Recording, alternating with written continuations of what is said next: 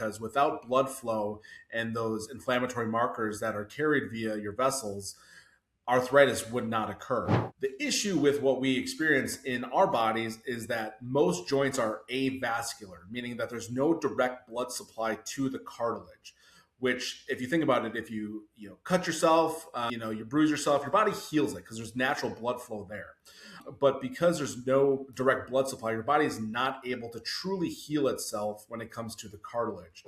And there was actually a big study done out of, I believe, Australia that looked at arthroscopic surgery in repairing a meniscal tear, and they found that over the course of about a year, there was no significant impact in the quality of life that a patient has with that arthroscopic surgery compared to non-surgical treatments, in that they were a better option for patients. There's a good percentage of patients after their first treatment are like, oh my God, I feel so much better. So that's, again, the testament to patients acting rather than contemplating, and having them come in and at least have a conversation with our team. The longer you wait, the worse it's going to get. And at some point, there is a tipping point where our treatments will become less and less effective. The earlier you intervene, the better you're off long term.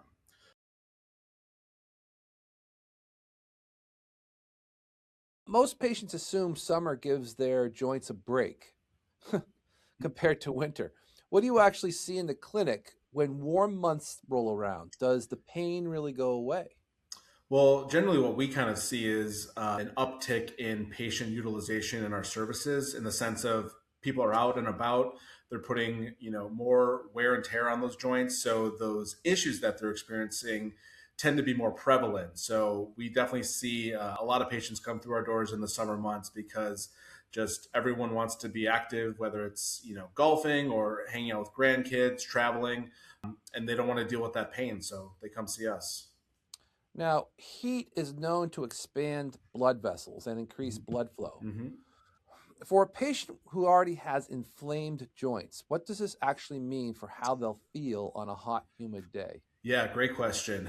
So we actually are working with an interventional radiologist here in some of our offices, where we're bringing on this procedure that actually combats that whole process, in the sense of blocking that inflammatory cascade. Because without blood flow and those inflammatory markers that are carried via your vessels, arthritis would not occur. So we have some cool techniques that are coming up that will stop that, that ground floor of osteoarthritis from starting, and that inflammation that's going on related to patients' joints.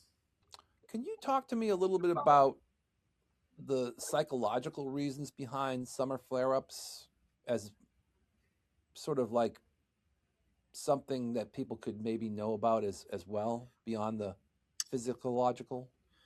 Yeah, I think, as people want to be active, and, I think generally people want to be around other people, and the summer months tend to bring that out. And so I think there can be a sense of like, oh, I can't go over to the barbecue, or, kind of almost a sense of isolation that can occur if you're not able to do just simple daily activities because of your joint pain. So I think that's something that, our patients definitely bring up to us about what their goals are when they come see us and talk to our providers. And, their goals are our goals. Again, whether it's a big trip to Africa or just going to a 4th of July barbecue, trying to get people engaged in their care, but also just in their life as well, is, ultra important to us as patients. Now, many patients are surprised to hear that dehydration actually affects the joints. Can you explain what happens inside the joint when a patient is not drinking enough water during the summer? Well, obviously our bodies are 70% water. And so if we're not staying hydrated in those warm summer months, especially during those big heat waves, our chemistry in our body goes all over the place. So being able to balance that with hydration, electrolytes, is very important, not only for just your overall well-being and health, but as well as your joint pain as well, because there's some chemistry that's involved, some biochemistry that's involved with joint fluid, and everything involved in the fluidity of how you move your joints. So keeping a good baseline of drinking your water is really important. It's interesting. When we start to think about this, how does that tie into the Rejuvinix patient education and wellness program messaging? Yeah, I mean, as patients see when they walk in through our office, we have tons of unique facts plastered throughout the office about the wellness aspect of what we promote. Not only regarding weight, but what we eat. As much as we like to eat brats here in Wisconsin specifically, probably not great for you, not only for the waistline, but also for your joints. Very processed, very prone to inflammation. And if we can start educating patients on like certain things to maybe reduce in your diet, you can see a material impact very quickly if you just adjust a few things that you're putting into your body. Now, cartilage is largely made of water. Can you talk a little bit about that? Yeah, so cartilage is throughout your entire body, and so chondrocytes, which are the types of cells that are specific to the cartilage, are something that is very exciting advent in the biomedical space in terms of being able to duplicate that type of cellular function. The issue with what we experience in our bodies is that most joints are avascular, meaning that there's no direct blood supply to the cartilage. Which, if you think about it, if you cut yourself, you bruise yourself, your body heals it because there's natural blood flow there. But because there's no direct blood supply, your body is not able to truly heal itself when it comes to the cartilage. So that's where some of these other treatment modalities that are up and coming, such as PRP and potentially stem cells, can maybe have a place in orthopedic care when it comes to osteoarthritis in the future. Now, speaking of the summer, can a patient tell the difference between a summer flare up and a new injury? Yeah, I think, obviously each patient kind of brings in their own story. So I would actually say most people in the winter and fall months, especially up here in Wisconsin, tend to have a little bit more noticeable symptoms when it comes to weather. However, we do routinely hear like, oh, I knew it was going to rain last night, or the thunderstorms were coming, just because that barometric pressure actually has a pretty profound impact on the joints, and just a little change in pressure can affect how a patient feels. So we definitely hear that when it comes to the summer months. Now, symptoms like locking or clicking or buckling or Mhm. sudden onsets of pain, that could confuse someone into thinking their arthritis or whatever has worsened, right? When Yeah. it may be even a new injury. Yep. Can you talk a little bit about that? Yeah. So when we're diagnosing what's going on with the patient, that's why we always do a thorough examination with diagnostics to truly confirm what's going on with the patient. Because we hear all the time, I'm bone on bone osteoarthritis from another provider, and we kind of do our evaluation, and it's not quite that severe. Same thing with the clicks and everything like that. Sometimes the most common, I would call it an injury or derangement of the knee that we see in conjunction with osteoarthritis is meniscal tears. The meniscus is a cup that your knee rides on inside of the joint to kind of keep it stabilized, but it's not as important in stabilization as it is like the ACL or PCL or those other structures. So usually a patient will have a degenerative tear associated with the meniscus. And a lot of times that clicking or that snapping is the meniscus just rubbing up on either an osteophyte or the bone itself, and just kind of like that snapping effect. Doesn't really have any major effects on our treatment process because it is generally chronic in nature. And there was actually a big study done out of, I believe, Australia that looked at arthroscopic surgery in repairing a meniscal tear, and they found that over the course of about a year, there was no significant impact in the quality of life that a patient has with that arthroscopic surgery compared to non-surgical treatments, in that they were a better option for patients.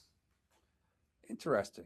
You talked a little bit before about some of the triggers Mm-hmm. in the summer lifestyle. We briefly touched upon it. Because to me, summer means cocktails and travel, social eating. What are some of the most common summer foods and drinks that unknowingly spike inflammation and arthritis and joint Well, you already pain? named one, alcohol.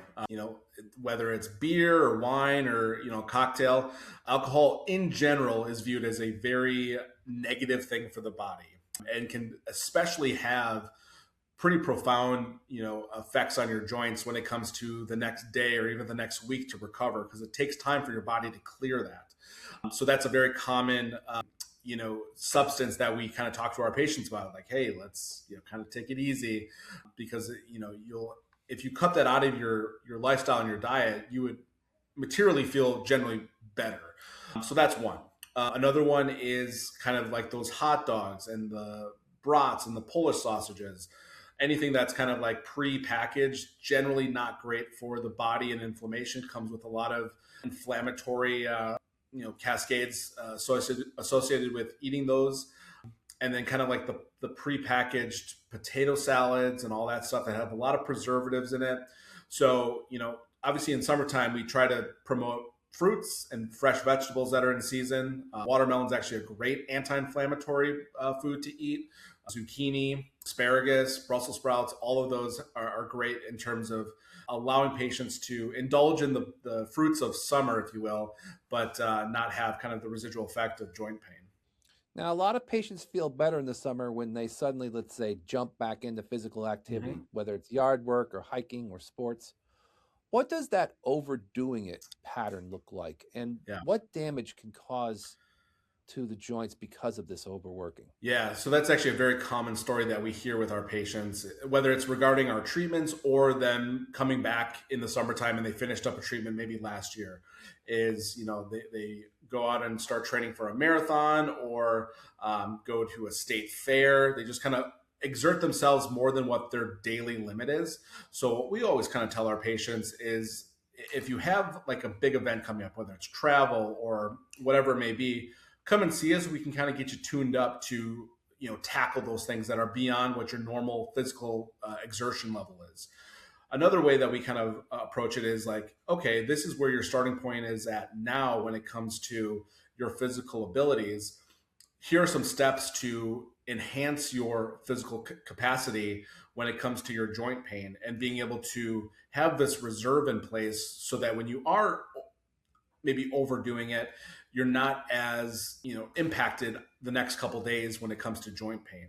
So that's a very common story that we do hear about patients overdoing it, based on, because they feel so good usually in the summer, whether it's related to just the weather change and or our treatments in conjunction.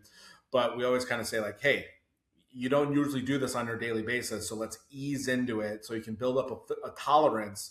Just the same thing like when you start working out again. Those first couple days after a workout are brutal in terms of the soreness and stiffness, but over time your body adapts and gets better. And that's kind of the same thing when it comes to joint pain.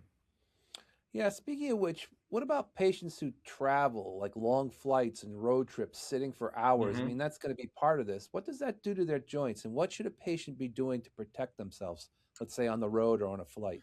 Yeah, so obviously, depending on the length of flight, and get generally our population is elderly. So getting up during the flight and kind of getting a couple steps in, getting some stretching before a flight is really important, not only from a joint perspective, but also from like a blood clotting perspective. So we definitely advocate for patients to kind of bring along some tips and tricks on those trips to maintain their joint mobility, and have as small amount of pain as possible, because no one wants to be on a trip and just be miserable walking around or whatever it is that they're doing. Well, one of the things that we do during the summer quite a bit is swimming. Mm-hmm. And I know that's often recommended as a joint friendly summer exercise. What makes it effective for a patient with a knee or hip issue? And Yeah. what are the limitations that patients should know about?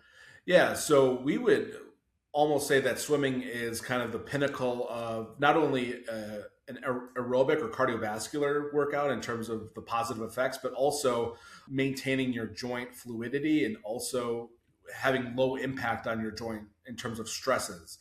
We have a very similar tool here, our Ultra G, that kind of has the same concept when it comes to physics in terms of reducing stress on the joints, but being able to functionally rehab them. So swimming allows for very reduced impact when it comes to exercise. So we're very big proponents of patients swimming when possible.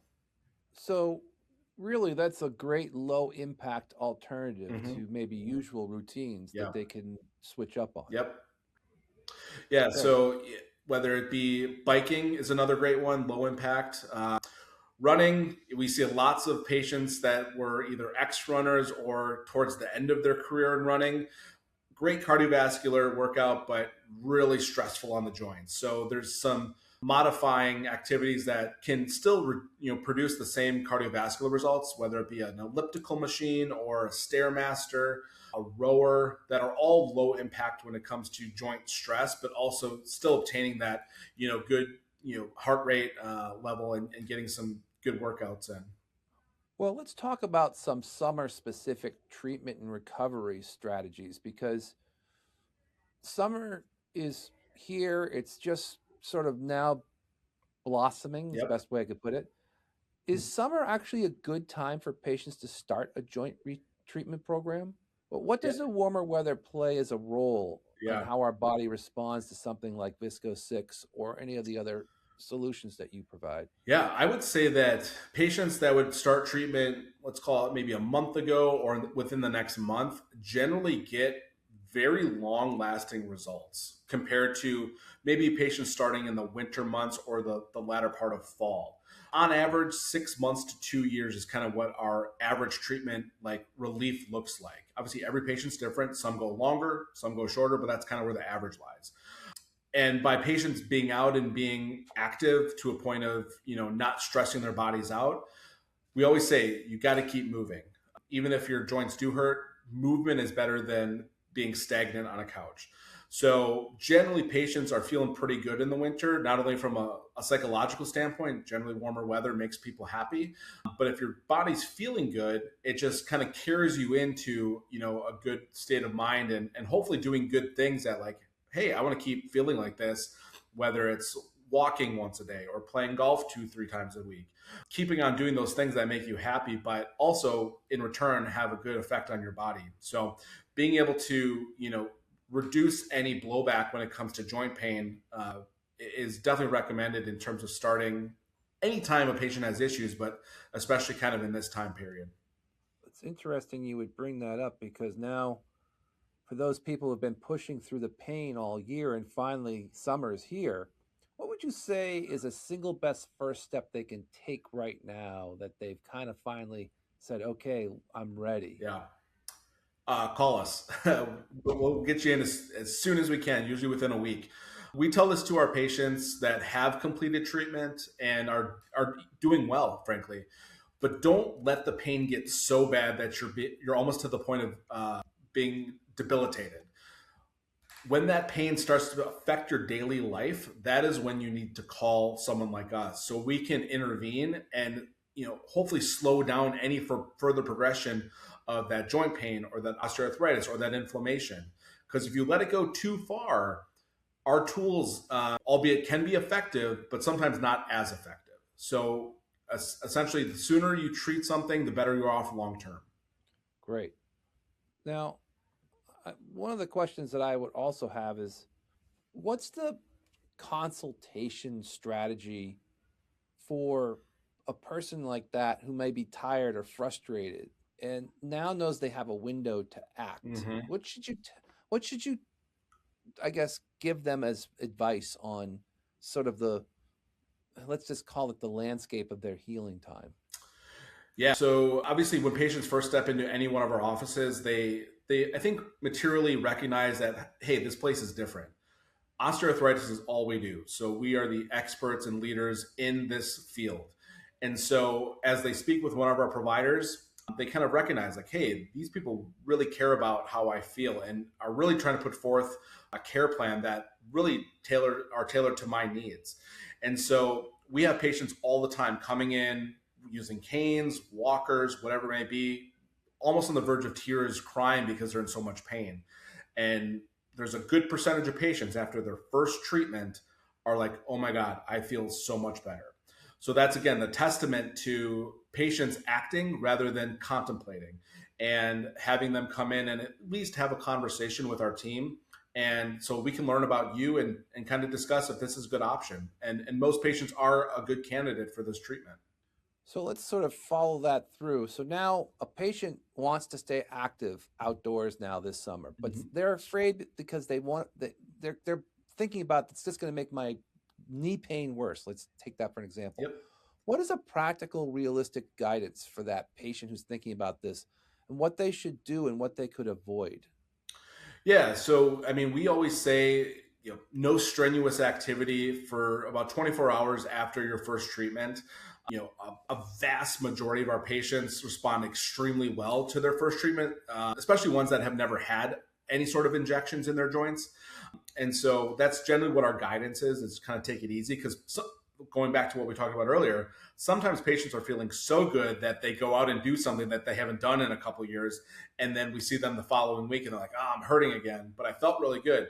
So again, kind of, easing into this almost like a new life, if you will, when it comes to your joint longevity and how your joints are making you feel and really kind of absorbing all of this wisdom that we have about this is the best approach to getting you to where you want to be goal wise, whether it's pain wise, functionality, quality of life, because again we see thousands of patients a year, and so we got a lot of good data to support kind of what we recommend to our patients.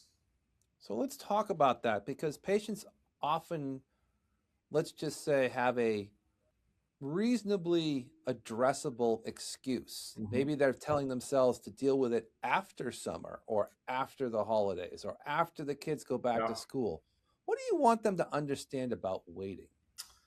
Yes, the longer you wait, the worse it's going to get. And at some point, there is a tipping point where our treatments will become less and less effective. The earlier you intervene, the better you're off long term. What we do does not prevent you from having a surgical intervention down the road if that's what you need. But if you wait too long to a point of true grade 4 osteoarthritis, we'll be very transparent with you and be like, you probably should have had a knee replacement already based on what your x-rays look like, but we can try this treatment. And there's a good percentage of patients that get pretty significant relief at that time. But if they would have come to us a year or 2 years earlier, they could have completely avoided that conversation and be living a high quality of life without any surgery and rely on this treatment year after year as long as they're getting good results. That's right. So let's talk about results and outcomes. Mm-hmm. What does recovery actually look like for a Rejuvenix patient over the summer? Mm-hmm. What can a patient realistically expect to be doing at the end of the 3 months of, let's say, the summer and Mm-hmm.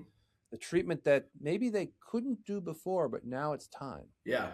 So luckily with what we do, there's no real downtime associated with our treatment. So they're like, patients may be thinking like, I want to wait until whatever time, there's never a great time for anything. So the fact that our treatments don't have any downtime, a summer is a great time to do this because you can get out and get active with your friends and your family and your grandkids, whatever it may be, and just have a better quality of life when it comes to those things that you enjoy. So if patients were to continue on with treatment throughout the summer, we go around your schedule. We make it as easy as possible so that you can get relief, but also do the things that you love, whether it's travel, whether it's, hanging out with friends. We accommodate you to allow for this to work. We put our best foot forward in that sense.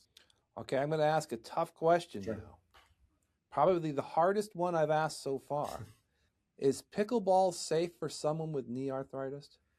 So we say activity is tolerated. So it's definitely better than tennis. Of course, you're not covering as much ground. So yeah, I think if it's something that you enjoy, go ahead and do it. If it's not causing you any issues, go ahead and do it. If you're having pain after, a round of pickleball, come and see us. We'll see how we can help you. Yeah, the pickleball is the #1 fastest growing summer Yeah. sport. And all the orthopedic doctors love it Yeah. because it's giving them a huge windfall of patients. Yeah.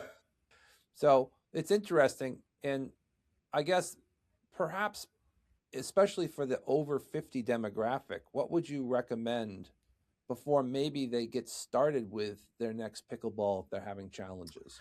Yeah, I think if patients want to take up that sport, just with anything, it'll take time to get to a level of proficiency. But if it's your joint pain that's preventing you from going, onto that journey of becoming a great pickleball player, I think you need to come to someone like us and get checked out to see if we can get you moving better and feeling better. Because it's not a stagnant sport; you are moving around, so that is an important part to being able to be successful and enjoy what you're doing. Because if you're in pain the entire time, that's not going to be fun. So we'll wrap it up and say if a patient called Rejuvenix tomorrow morning, Mm-hmm. what would that first conversation look like? And what would you want them to know before they even pick up the phone? Yeah, I think if a patient sees one of our advertisements or just comes across us in their own research of non-surgical joint pain treatments, that we are 100% dedicated to the patient experience. That is one thing that was one of our founding philosophies, is creating this unique patient experience that isn't really seen in a lot of other healthcare settings. So we really try to get the patient to be part of our care team. We're going to give you the tools to be successful, but there may be some homework for you to do, kind of talking about some of the things we talk about: diet, exercise, and just maintaining those things as you go through our treatment. Because when you're successful, we're successful. So we're going to put all of our resources behind you to get you to that point. Great.